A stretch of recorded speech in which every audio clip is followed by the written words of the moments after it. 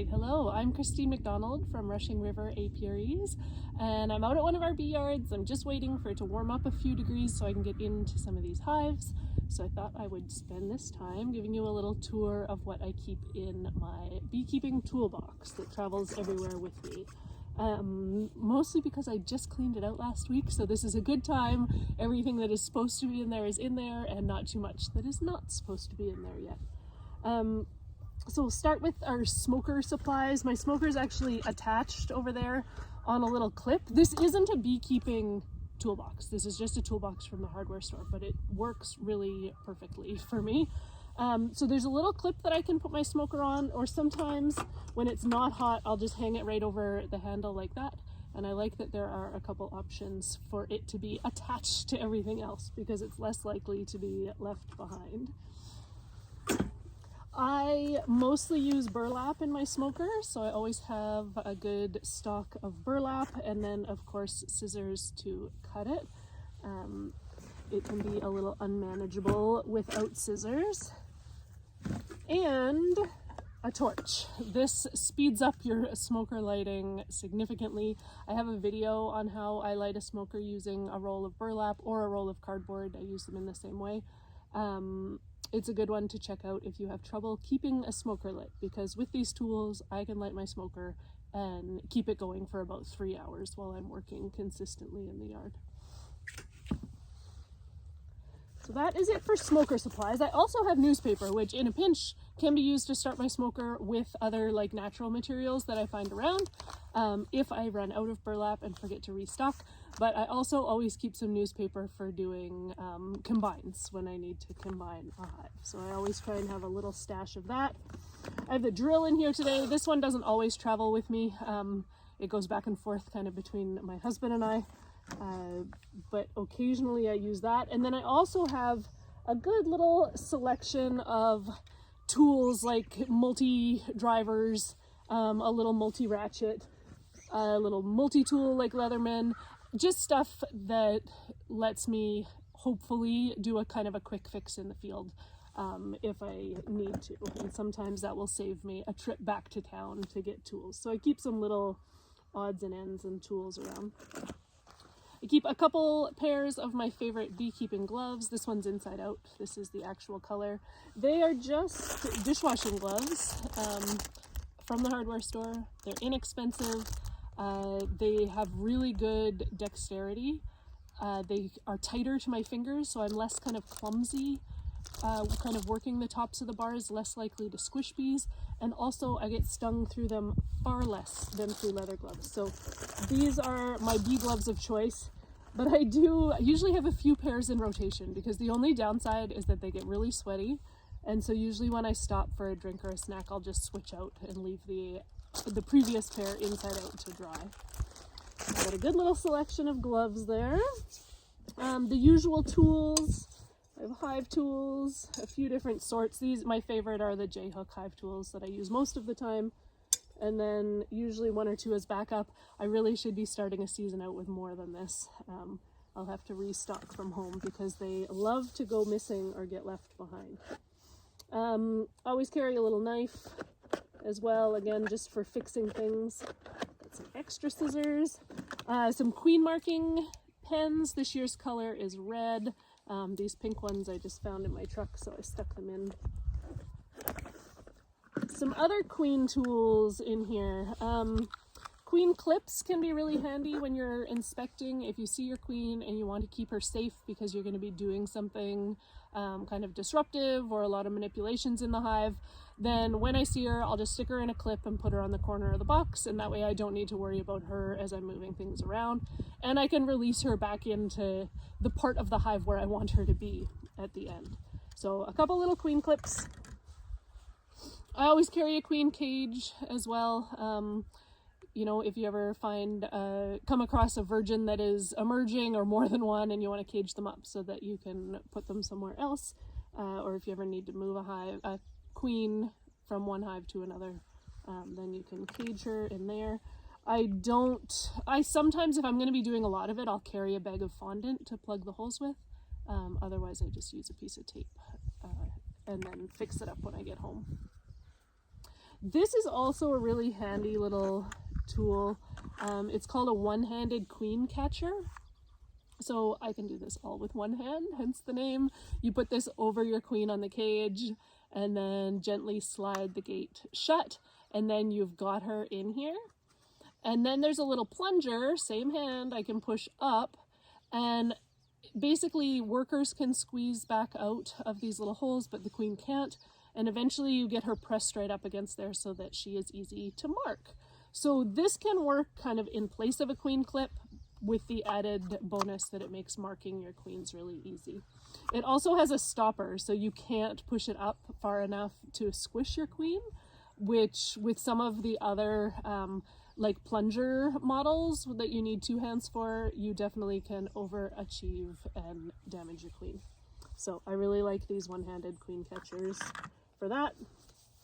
A couple of bee brushes. Oh, there's another hive tool. And tape. I do carry some duct tape, but I have to say that I have almost completely replaced my use of duct tape with this tuck tape. I'm not sure who was knocking off who with the name, but this stuff is incredible. It's what they use to tape up like the weatherproofing on houses before they put siding on, and it sticks through all weather. It sticks to anything. It's actually hard to pull these rolls apart right now. Awesome tape, must have for beekeepers. We use it, what do you use tape for? I guess, like, obviously to fix things, but we use that a lot when there are little cracks between boxes. So if we want to prevent robbing, then when we see a crack in between boxes anywhere on our hives that's big enough for a bee or a wasp or whatever to get into, then we'll just tape over it with some of that red tuck tape. We also use it to help keep our winter insulation in place because it will easily stick through the entire winter. What else have we got here? Kind of just tools on the back side. I carry my torch for my smoker, but then I always have a little handful of lighters as well, again, in case the torch happens to not be in there when I get out in the field, and some hair ties. I always try and have some spares because it's one of the worst things to try and beekeep without. I have an entrance reducer in here just in case I come across a hive that needs one. That's it for the inside. What else have we got? A little bit of Swarm Commander. This stuff is basically meant to mimic the pheromone that swarms give off when they're calling their hive mates into a new nest area. So the idea is you can spray it in your swarm trap and it will make the bees more likely to choose that. I have also seen people just spray it like on a fence post or an accessible place where they want the swarm to land. I tried that last year and it didn't work for me. I accidentally got it all over my hands and I didn't really notice that there was a lot of bees on my hand either. So not sure yet how useful this very expensive little bottle of juice is, but we'll keep it around for another year. I have some Sharpies. A lot of them have already gone missing. Oh, here we go, because I usually have more Sharpies. We do a lot of writing because my husband and I very rarely work together, but we're always working like on the same hives, just at different times. We leave a lot of notes for each other on the lids of hives, and we do that in Sharpie. And it kind of lasts just long enough for as long as the note matters, and then eventually between the sun and the rain it washes away and we have a fresh slate to work on. So we keep some of those around. And oh, this is another style of queen catcher. These are brand new to me this year, but I'm excited to give them a try. It's called a queen pipe.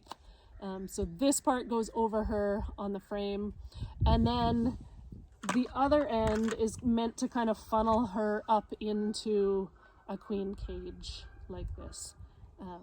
So interested to try these out. I really just thought they looked so fun that I needed to have a couple.